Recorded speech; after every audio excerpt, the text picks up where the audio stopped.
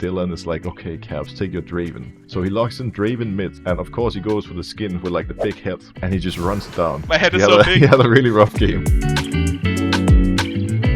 Welcome back to Ultimate List, the LoL Esports shows where pros react to some of their greatest plays, voted for by the fans yourself. Today, I have with me Broxah, two-time LEC/EU LCS champion and world finalist, also Lee Sin expert. Welcome to the show, Broxah. Thank you. Very excited to be here. I'm looking forward to watching some of my jungle plays with you.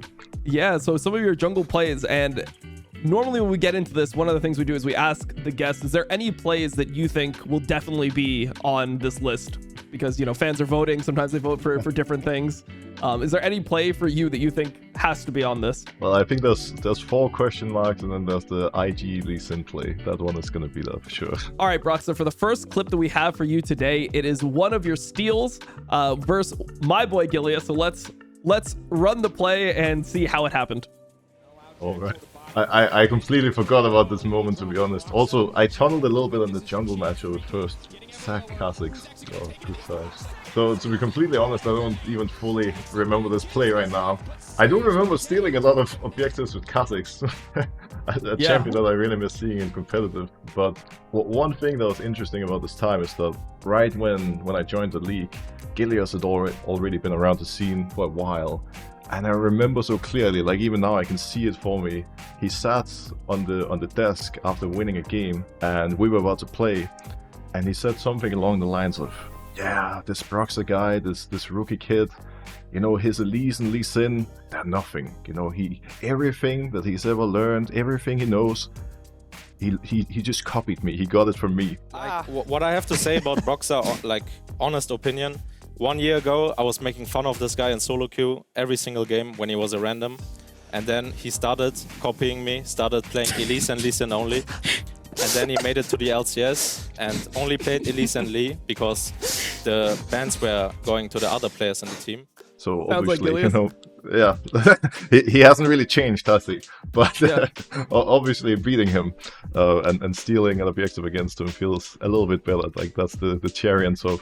Yeah, I think you also created a narrative here because I think after this series or this game that you played versus Gilius, there was a narrative where he like couldn't smite, and I think at some point he actually just couldn't hit smites anymore after this. So I think you kind of broke Gilius' smite button. So congratulations to you for that. Well, thank you. Well, to be fair, I feel like, I mean, I don't know for you personally, but I at least, and I think most junglers have had phases where they couldn't land a smite. I know when I was in Fnatic Academy and everything was still new and fresh, and it was the first big team I joined, my teammates referred to me as Brox Vicious for a while because in some of the qualifying matches to I think it was Challenger Series back then, like I just kept losing every smite battle. When I was a player, I used to like tell my team something, which would be like, okay, if there's a 50-50, the person who wins the first 50-50 is going to win the 50-50s for the rest of the game. Like if I win one 50-50, the other jungler is not going to be able to win a 50-50 against me for the rest of the game. And if I lose the first one,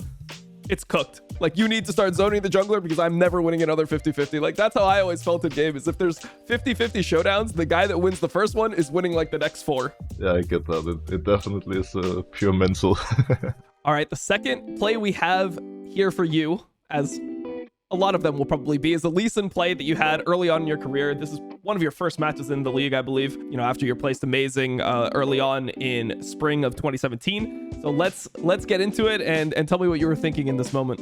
Well, this one I remember pretty clearly because I had a couple of Lee Sin matches at the start of my career, to no surprise, I guess. And I mean, what exactly happened in the moment? I mean, it's just one of those things where it just happens naturally, right? But I know prior to this, I think the first series was against Vitality. This was the second one, and I had a good play in the Vitality series where kind of the classic a Cassiopeia tries to ult you turn around and then you Q onto her and kill her. And after this, I think it was in this moment, Crepo was like, "Oh, Broxah is a monster," or whatever, and people started hyping up the Lee Sin a little. But Broxah! You sexy monster! When I was watching this, I thought you were really quick on the QR, because he does flash on you, right? So he flash W's on you, and you're ready. You're ready for it with QR. So I thought that the kick was like timed extremely fast. Maybe this is like when you have the young hands, right? When you come into the league, you know, you're fresh.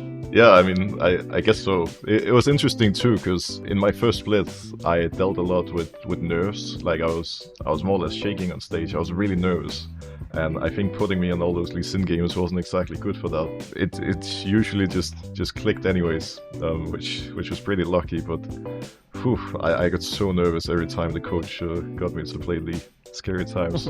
Now, this was when you were super early on in your career, but this was also the beginning of Caps' career. So you got to play with rookie Caps. Do you have any memories about what Caps was like as a player this early on in his career? One of the best examples I can give to describe Caps. I mean, everybody's gonna think of the logging in vein moment and all, but often when we would play scrims, he would try to convince our coach Dylan, who funnily enough is still his coach, to play all sorts of crazy champions. And there was this one bootcamp we had in Korea early on, where he really wanted to play Draven mid for like no apparent reason. He just woke up with the idea that Draven would be really funny. And we get to game 5 and everybody's tired and done, and Dylan is like, okay Caps, take your Draven. So he locks in Draven mid, and of course he goes for the skin with like the big head, and he just runs it down. My head is so big. He had a really rough game, and he didn't get to play Draven again.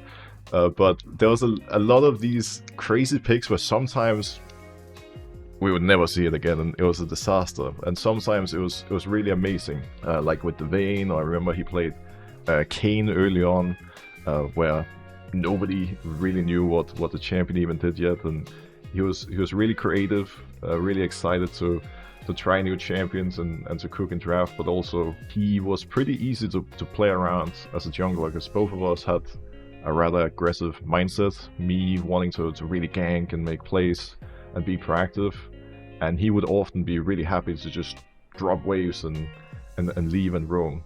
Okay, the third clip that we have is a clip that actually comes from World Finals, which I know you might not want to revisit, but we're going to revisit it because there was a good moment here with a Baron steal from you. So let's play the clip and let's see how you did it. Oh, I don't even remember what I felt like in this moment. I know going into even the second match, it was kind of cooked because we expected IG to draft similarly to what they had done prior in the tournament. We hadn't done too much thinking on how they could theory craft and change up the draft, and they had various surprises and kept catching us off guard to the point where I think most of us, at least I, felt like in hindsight after the series that it was almost decided before it even began. They were just so many steps ahead. This was like the one good memory that I have from the entire series, if not that day, that at least I had that one Baron steal, and I know when it happened I was like, yay, maybe there's hope, and then we got stomped and lost anyways, but it was nice feeling happy at least for a little bit. Okay, the next play that we have, Broxah, comes from MSI. It's Fnatic against Flash Wolves. Very important game because you're extremely close in the standings with a lot of other teams. You had this Baron steal, so let's see how it happens with your Olaf.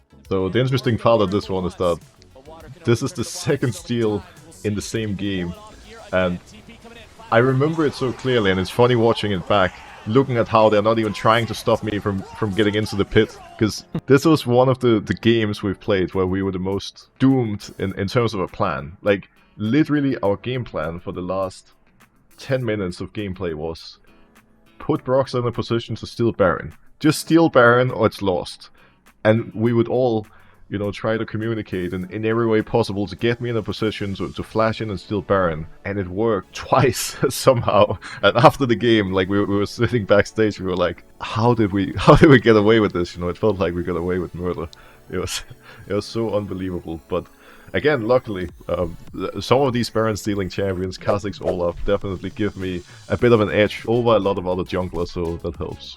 I like this because there's a pink in the pit as well, and they don't they don't start hitting the pink until the Baron's like almost in steal range already. So yeah, they're trying to help you with the highlight reel. I respect them for that. They wanted it to be an NA knocking out or EU knocking out NA showdown, so they ended up getting NA knocked out, and this is how they did it. So congratulations to Flash Wolves here. Well, the funny part is I'm even sitting against Team Liquid shirt now, like rip CL, I guess. There's a question that I have for you here, and it's regarding the Thank Mr. Broxah meme, which originated from this tournament. So I would like to hear, if you remember the origin of this, or if you could tell us a little bit about the Thank Mr. Broxah meme.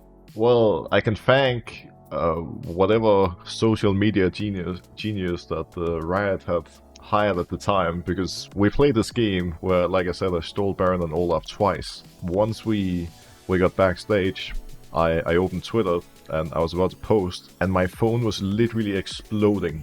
Like, even, you know, when we were at Worlds 2018 and we qualified for the World Final, I didn't get tagged that much. It was crazy. Because they had posted the first of many Thank Mr. Broxah memes, because this was such an important game for us. Again, like, if we didn't win that match, we were gonna drop out of MSI and we wouldn't advance. I don't know, it just created so much hype. I mean, even to this day, people still refer to me as Mr. Broxah, just because of that one game and that one tweet with the Thank Mr. Broxah photo. And I think I've seen like 3, 4, maybe 5 variations of the photo over the years when I had a great game on different champions. The 5th and final play that we have for you, Broxah, is, in my opinion, your most legendary play of all time. I think that this is what most people consider to be your best play of all time, and it couldn't have came at a more important time, because this is from the tiebreakers where IG played against Fnatic. So this was a crazy play. And before we get into it, is this your favorite play of yourself? Is this the play that you consider as like the best Broxah play of all time? I do, but it's also a pretty interesting one, because if we dive into it, the play kind of starts with me making a mistake. Like, you can see it's a classic. I go for a fight in the river near Scuttle, not realizing the enemy support is coming, and then I have to think fast and somehow manage to get out of there, right? And like this this play was so close to being me just completely fumbling and failing and letting my team down in such an important game if I didn't manage to, well, get out of there mechanically, right? I think there's just a lot of moments in League like this, right, where you're lacking this little piece of critical information, and then either you can outplay your way out of it, or you're gonna look like a complete fool. And I mean, obviously it was a great moment. I've been asked to watch this clip many times. I watched the clip many times, and I mean, even to this day, often when I meet fans from across the globe, like they still say Broxah Lee Sin from versus IG, whatever. Because again, in the context of things, it was such a hype moment. Yeah, I mean, one thing that when I'm looking at it right now that I didn't notice is, like, your kick came up literally the second that you end up using it. Like, it's on cooldown when you start the fight. I remember Pwippo said stuff about this in like an interview where he's like, he tapped bot and he saw you make this play and he knew the game was won instantly when he saw this. Yeah, it's just one of those that really creates momentum in the same way that IG quickly got the upper hand over us in the final. This is one of those moments where you just know they're not going to come back, because again, these games versus IG, both in the final and in the group stage, it was constant fighting. Like, you see it now, it's 8-5 and 12 minutes. You don't see that very often in the Pro League of Legends nowadays. Having the mental edge just means so much. But yeah, again, like, there were so many little things that had to click and come together for this play to work, and I'm certainly very happy it did work out in the end. Thank you so much, Broxah, for going down memory lane with us. Before we leave, is there anything that you wanted to say to all the fans that sent in all of your plays here? Thank you for sending in your plays and boosting my confidence. It feels good to know that even though I'm considered a grandpa in the League community nowadays, I can still have this feeling, and now all I want to do is go play Lee Sin, so I'll be looking forward to that. You're a grandpa. What does that make me, man? What the hell? Oh,